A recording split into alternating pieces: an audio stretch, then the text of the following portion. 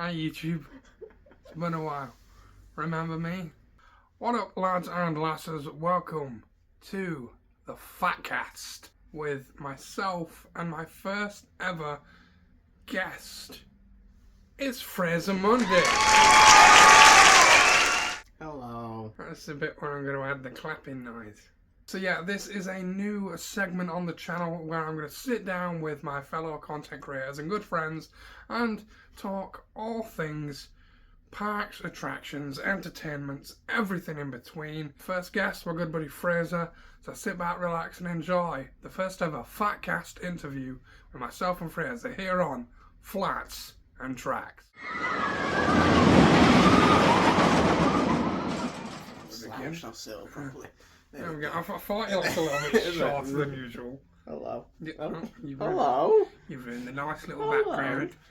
Lovely. Yeah, alright. Yeah, love that. Cheers, pal. Alright. They weren't that way around, but we'll roll with it. Asked myself and Frazer met, if you weren't aware, back at high school. Fun fact, wasn't a big fan of Frazer at first. Actually, it's the other way around.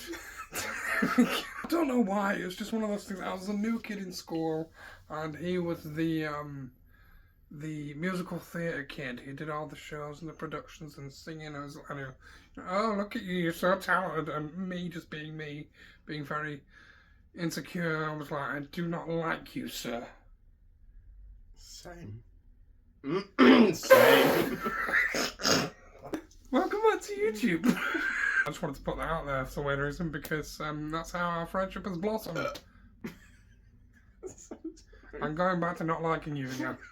That's where our friendship grew from there. You know, you're close to the seaside, and with that, you're close to the attractions, and of course, you're close to Pleasure Beach. So we'd find ourselves going there quite a few times, and just having loads of fun days out, making memories, and just having some fun with pals. And with that, me doing YouTube, eventually Frazer joined the YouTube world. Of course, link down below, don't you worry, and all that jazz.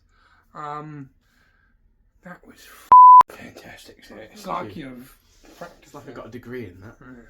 Yeah, and of course, being aware that Frazer worked at a local Merlin attraction, which we'll get into later on. Again, just making those memories, having a good time, and banter with friends. Getting into the, I apologise, this is so all over the place. It's it's my first ever time doing this, so bear with. I'm just kind of trying to acclimate my stuff, figure out what I'm doing and saying, and we'll go from there. It's the first test of this, so if this don't work out, we'll do it again. It's like I've got a mimic, except uglier. Yeah, you. What I want to ask first, of course, as we know, and a few people might know themselves, you worked at a Merlin attraction for a few years, for a long time, I think. Yeah. Around about a decade, I want to say just below. Well, I worked for Merlin for yeah. 7 years. I started off in the Blackpool Tower Dungeons as an actor for 5.5 years, and I started that back in 2016-17. Learned all the shows, including all the new ones that came in and out all the time. So there was a lot of scripts in my head, and remembering them every moment of the day, because you could just be ending up on anything. It was a lot for my brain to take, but as a performer anyway, it's not that much of a big deal because it's what I'm used to. I'm used to learning things, I can remember things, and because it's a character, it'd be different to someone else. So therefore, I'll know that if I was a torturer one day, and then literally an hour later, I had to be a plague doctor, because I had to change the character, and they're both very different characters. It was easier to remember a script, and also because there's so much technicality of the actual show as well. You start to remember and have a flow with everything. So yeah, I was doing that for 5.5 years, and then I moved to Madame Tussauds and Peter Rabbit. So I actually was in the Peter Rabbit. I completely forgot about Peter Rabbit with the thing. Is it still there? It is still there. I did that for a year, And then after that, I moved to the Sea Life Centre. And the Sea Life Centre is where I actually ended my penultimate time at Merlin. As much as I loved the dungeons and also Magic Source as well, because I enjoy like just the aspect of it. Like it was a wax museum, and you could just have like really big fun with all the figures in there, and also with Peter Rabbit as well. Probably my favourite one was Sea Life. Do you know, that sounds about right to me. I reckon that'd be a lot of fun to be in that atmosphere. It seems quite calm and chill. That's one of the main things, yeah. But also, because I was doing the same thing anyway, of just talking about the things that we have to learn. Yeah. So we had to literally make our own scripts of everything, of the animals and the creatures in there. The rock pool, we started off with that. You learn all the little bits and bobs in there, and then you'll move on to something else. My favourite area was actually the shark tank, ocean view. It was such a beautiful area to be, and there was so many creatures I could talk in there. And a favourite of mine in there as well, which I love talking about every single day, and it was the grouper. He's a big, massive, chunky fish. Everyone mistaked him for like a shark or something, but he really isn't a shark. But he is a big fish. But he's really impressive, and all the facts, so this is why I liked it, all the facts that I gave about him, as soon as I say one really cool, interesting one, everyone just sort of was like, wow. And now I'm just like, yep, I knew that. I'm going to ask you to do something. Looking back to the dungeon days, Yeah. and I think you know what I'm going to ask you. Is there a particular script, particular line or anything that you remember, like off the dome, could you give it to us right now? There's so many lines that I can remember. Anything. One of your favourites, just a boring one, just anything. To be honest, one line I really enjoyed, because it was just a reaction from some of the people, and it was when I was Give in it in talk. character as well, if you want. I'm going to. Oh, sorry. I'm just explaining it before I just say the line, because I think if I said the line, it'd be a bit like, that's a bit random to say that. Yeah. Very random, but here we go. Go ahead. So, it's in torture, and one thing I really enjoyed was finding a guy in there to put in the chair that feels like they could be intimidating, but to be honest, they're not. So I try to always find like the bulkier man, like the muscular. Yeah, the big line. Yeah. And all the ones that are trying to be a bit cocky. Yeah. And I'm just like, well, I'm just going to pull you down a peg or two. And it was always at the line of stand up, face the wall, put your hands on the arms of the chair. As you can see, a new target's appeared. I would take a pace back and then ram the hook where the sun doesn't shine. It's like a little run, and I'm like, and I'd shove the hook. And because of I'm saying everything so calmly at first and everything, and then ramming, like it takes them by surprise. And just seeing their reactions to it, and they're like, oh my god, it's brilliant. It's brilliant. And that's one thing I really enjoyed about the dungeons, was that it was always unpredictable of how you're going to be because of your audience. Your audience is what makes your performance what it is. Absolutely spot on. I hate the torturer. Like, I rarely get picked. It's only a handful of times I get picked.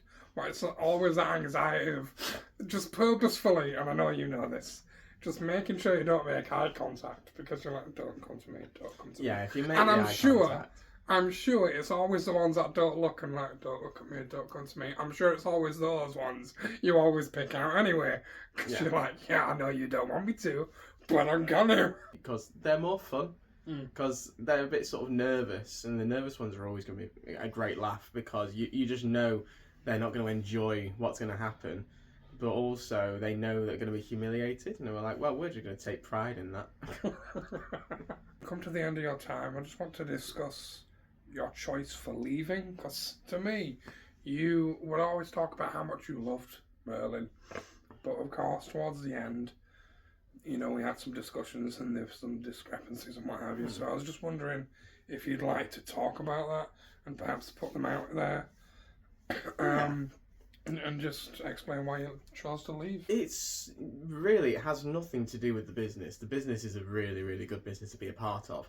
And it's always forever changing. They always like have different outlooks on things. So the like teams will always change. They'll get different people in to do things. They'll have different outlooks on how they want things to be.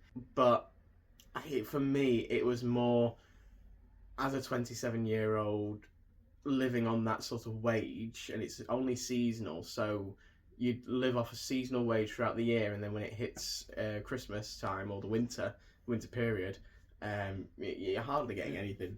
Hardly getting anything. So therefore, you're just a bit sort of like, I can't live off this. So that is the only issue that you have. And I mean, it is not their fault. They have. That's the only way they can do it. It is a seasonal job, unfortunately, at the end of the day, because it's a tourism thing. But for me, I couldn't do it anymore from that, because I did it from when I was in university all the way for it basically, well, until literally like a year and a half ago. And also I wasn't getting anywhere with it. I was always just doing the same things. I wanted to try and progress, and I just never seemed to have been able to have done that. So it was just my decision just to be like, you know what, I think my time has now come to an end, and I've done everything, and I'm actually happy with what I've done. I don't want to overdo it.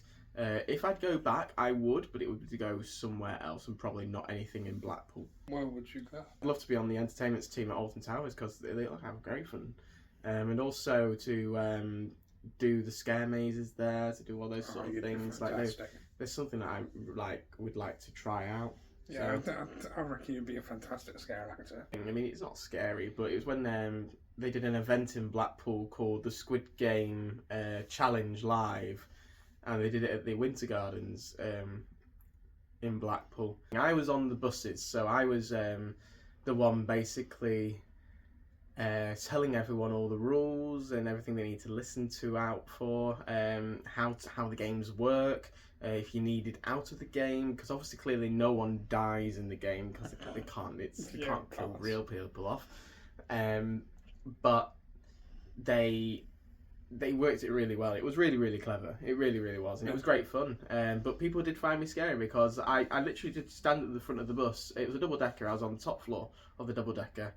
And I was just standing right at the front in this squid outfit, the Squid Game outfit guy, and yeah, people were just a bit terrified. And I all I was doing was just standing there, delivering a script, and yeah, people were scared.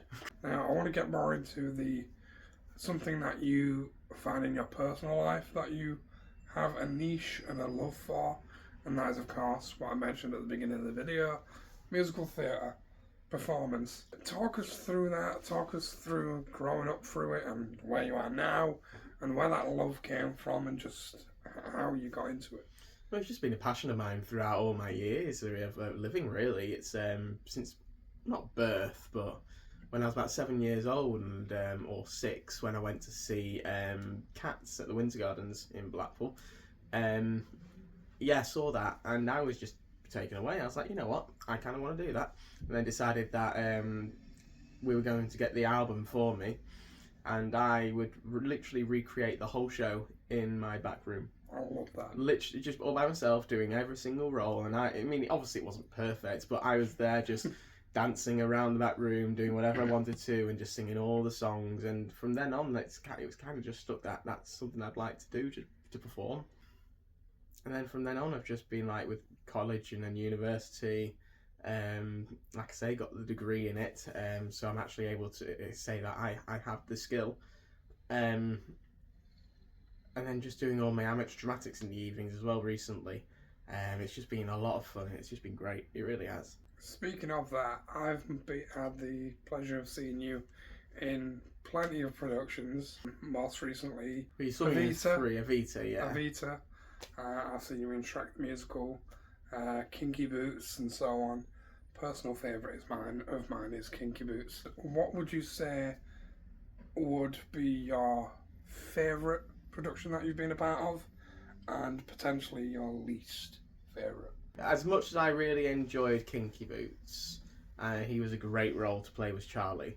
I would have to say Young Frankenstein as Igor, because he was so much fun. If no one knows what Young Frankenstein is, it's based off Frankenstein, but obviously it's not they're not recreating Frankenstein. They're creating the monster.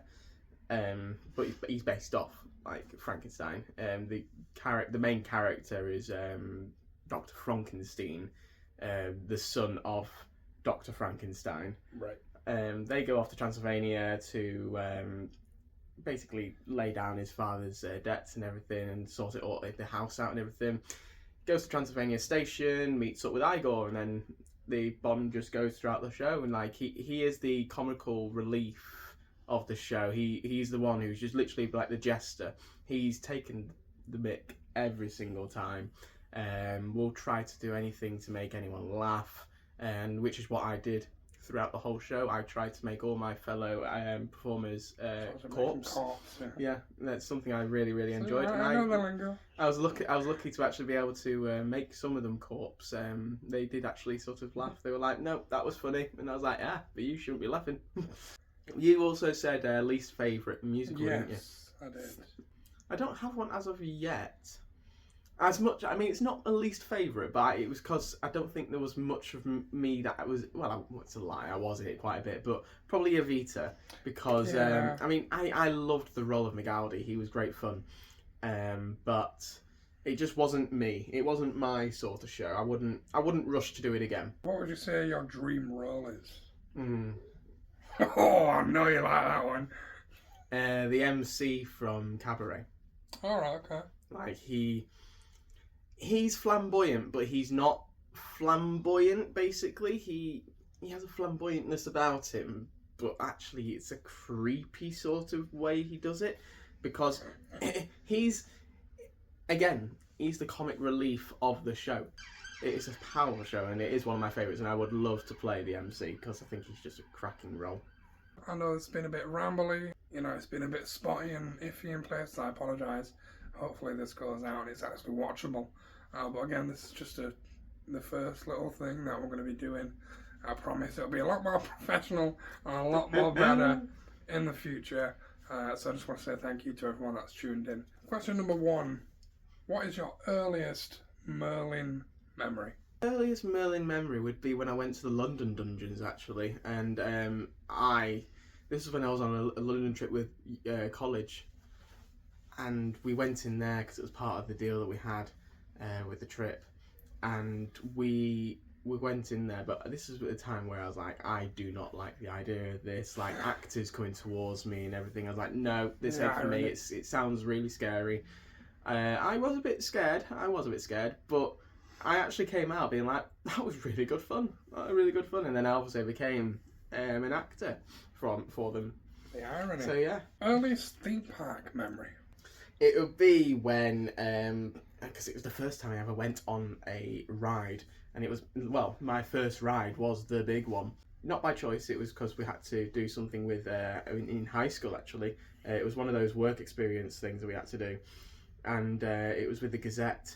And on this day that we were working with them on this work experience few days that we had, one of these journalists said that, oh, we have to go to the Pleasure Beach today, and we're going to interview, I cannot remember his name, but the guy who rides roller coasters, or the big one, for a certain amount of time. Like they would constantly be on a ride or keep riding rides. I can't remember who his name, but I think it was Robert something. I can't remember. Was it the fella that was on there for like 1,000 hours? That's it. Yeah. Yes, he had to do it. It was a challenge he had to do. Because initially, I think it was like 10 or 20 years previous to that, he did that on Big Dipper. And then later on, he did it on the big one, I think. Well, it was the big one that we had to do it on. And they said, oh, you have to go on with him and we would be interviewing him. I mean, we weren't interviewing, it was just like a free ride for us. Yeah. But we were following what a journalist would normally do. And she was there speaking to him all the way around the ride and just having a conversation just to get an interview. And I was sort of like, that's pretty funny and cool. And there's me going, ah! So, that was my earliest memory of being on the theme park. You hear a lot of discrepancies about, from people who don't live there. I used to live there myself. Of course, he's still there, growing up in there. I'm a Halifax lad, born and bred, moved there, blah blah blah. But yourself, living there, do you agree with the discrepancies? Do you not agree? What was it like growing up in Blackpool? Of course, everywhere has its good and bad areas, etc. Yeah. What was your experience growing up as a Blackpool lad? See, I actually don't think it's that bad. It's okay. I mean, there are, like, the things that people say, I am sort of like, you know what, yeah, I agree with it. But then on some days, I'm like, you know what, it's a really nice town. It really is. And the mood swings from wherever you are from, like, even if it's your hometown, you'll always have, like, your love and your hate for it.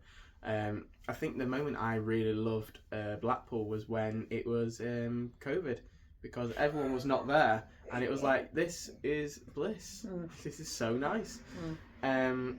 But even after that, it has improved. Like, even before COVID, it was all right. It wasn't amazing, and to be honest, I didn't really want to go into town. But now I'd be happily to go into town. I'd be all right with it, and it's actually gotten slightly a bit better. So, but that's because they're doing stuff. They're wanting to actually improve it. Yeah. So, yeah, I'm proud to be from Blackpool. So that's the main thing, I think. Love that. So, of course, you're tired. Yeah. What are your love hates, and do you enjoy creating content? I really enjoy creating content. It's quite therapeutic for me. Sounds weird when you're editing. It is quite stressful, but I enjoy trying to create something that looks interesting. Like, you kind of want to just grab the people. So I really enjoy looking far into it and be like, what can I do here? Oh, I like this section. I might zoom in to try and get that a bit more focused or something like that. Or if there's something that's funny that's happened, I'll elaborate on it a bit more to make it stand out more on the video. Yeah, I just like creating things. I think it's very, very fun and, like I say, therapeutic. So yeah, they're the pros of it. The cons is just I just don't have time. Like, I've lost time with it, and I've just not had the patience to be able to just sit down and just film, or even go out somewhere to film, because I'm just like, either I finish work and I get home and I'm like, I'm tired now. And sometimes I'll be like, I'll think about doing something, but then I actually won't. Yeah. It would just be in my mind still. Like, I've recently watched, and like we just did just before now, I've watched some of my old videos, and I was like, I enjoyed that. That was really good fun. So I think that's what's kind of got me back into it again. But it's just like I say, that it's the time and the effort, because it is very time consuming. Yeah.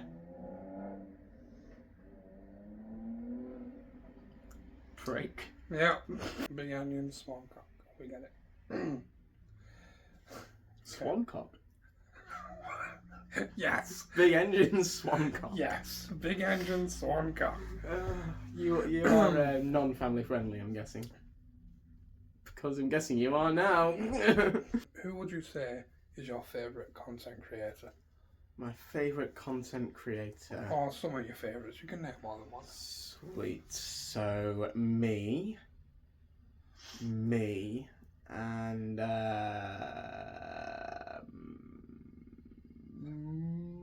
me. Thanks. Favourite content creator? Me. Yeah, I should believe him, you know. There's loads of people I do have as content creators, as friends, like you, Josh, and a few Shout other out people. Theme Park Mile. You the goat. You the goat. But one of my favourites has to be a guy called Adam Hatton. I've said it to you before. He's a Disney creator, mainly because he worked for Disney years ago, and he just keeps going back and back and back, and visiting at all sorts of places. He does stuff in the UK as well. It isn't just all Disney, but mostly it is all Disney. It makes me feel like I've gone away with him. He makes me feel like I'm a friend of his, and like he's actually speaking to me. So I'm just all like, you know what? And it's nice to have in the background, even if it's a video I've watched many a times. I could just literally, whilst I'm cleaning my room or something like that, just have it on the background, and I just know exactly what's happening, and I still laugh at the same things, because it was funny, and the way they did it was funny, because it was real. And that's what I like. I like content creators who are real, not fake. Like it makes it better if it was meant to be, instead of I'm gonna force this to make people want to watch me more. Yeah, no, I absolutely agree. No, yeah, like I say, you like you and Josh and two lads, Miss Vlogs as well. Yep. They're really, really good. I would recommend watching them. All these people will be linked down below, so you can go check them out if you like. Who's your least favourite person? Go back 10 minutes. You.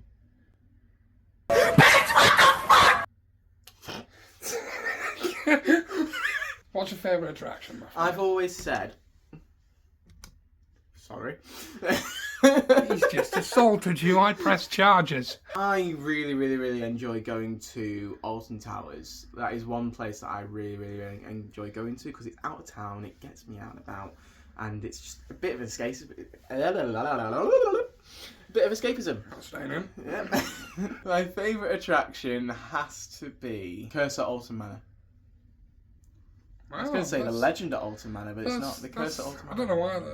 Curse, well, like Curse of Alton Manor. Yeah, I think that's what. I wasn't expecting that. Well, I think you weren't expecting it because I said to you before, being like, I went on that the last year for the very first time, and for anyone that knows me, and I'm going to regret saying this on camera, but I dislike Victorian dolls. I can't look at them because I feel like they are going to move any second. That's the bit where I put Victorian dolls on the screen, so when he's watching, he's going to shit himself. Yeah, well, I'm not really watching at all. Is this scary to you, Frazer? Is it? I don't know what the f*** I'm doing. Back to the video. So with that being said, what's your least favourite attraction? And/or park? I've never been, but I do want to go just to try it out, but it's never actually appealed to me just because it looks dangerous. Southport Pleasure Island, that one. You pay for every ride. I'm not bothered about that, but why is it dangerous? The rides look dangerous. You look like you're gonna die at any second on them. You do. I don't know why that's made me laugh. But you do. I'm sure someone out there will say, yes, I feel like I've been battered and bruised on there. Someone will say that. It won't be just me, and I've not even been on it. I've literally briefly walked through the area, and then I've realised, no, I don't like the look of this. I'm going home. So your least favourite attraction and/or park is one you've never been to or been on. I've been on it, just not ridden anything on it. I've walked through it. Welcome back to Flats and Tracks. So I'm gonna have to go to Southport now and do a video to prove my how reckless the place is. We'll get it shut down. Final question, my friend. With all that's been talked about, all that's been discussed, from your past to your present, where do you see yourself in the future? I mean, I would love to do all like the performance stuff, like the cruises. I'd love to perform on a cruise, even if it's just one cruise. I'd love to do that. I mean, the aim is to be West End, but I know that I won't get there. I'll probably do a couple of. I don't like, believe tourist that, stuff. mate. You should put yourself out there enough. I'm not saying this to thingy just because the camera's right. If you truly get yourself out there, you're a fantastic talent. You've got absolutely fantastic charisma. You're a fantastic fantastic actor, dancer, singer, all sorts. You're the full package, mate. Oh, cheers, so mate. I just want to put that out there. So Thank don't you. sell yourself short.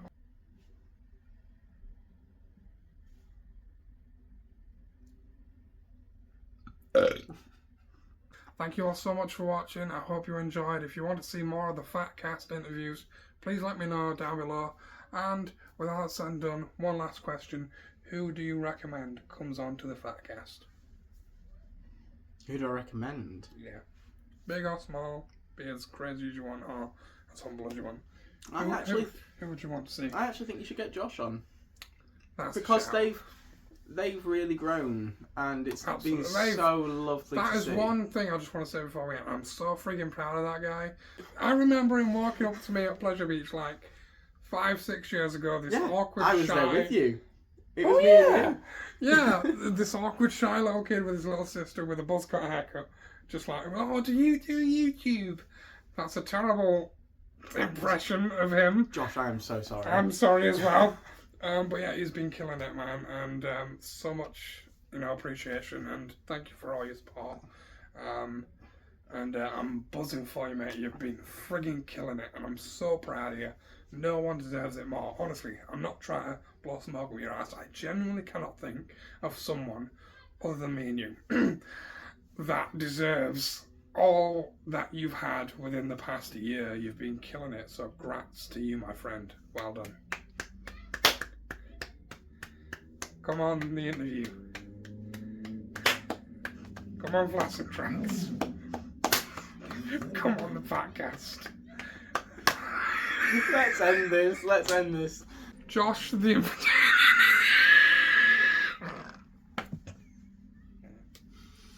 Josh, so the interview, you're able to come on whenever you want to, mate. Just get in touch with Brad and you are more than welcome to come whenever you want, is what he's saying. Yeah. The interview is there if you want to. the invitation, absolutely. Yeah. Thank you, buddy. Hope you all enjoyed. Again, apologies, I know it's been a very, very clunky one, but again, this is just trial and error. It's the first ever one. I promise you the next one will be a lot better. I doubt it. With all said and done, thank you all so much for watching. Like, comment and subscribe. Take care of yourselves. I've been Brad from the Fat Boys, Flats and Tracks. He's been Frazer. Stay tuned for more content very soon. Travis has something very special for you very, very soon, as do I, coming at the end of November. We'll see you soon. Like, comment and subscribe. And with all that said and done, he's going to sleep. Take care of yourselves. Bye-bye. For now.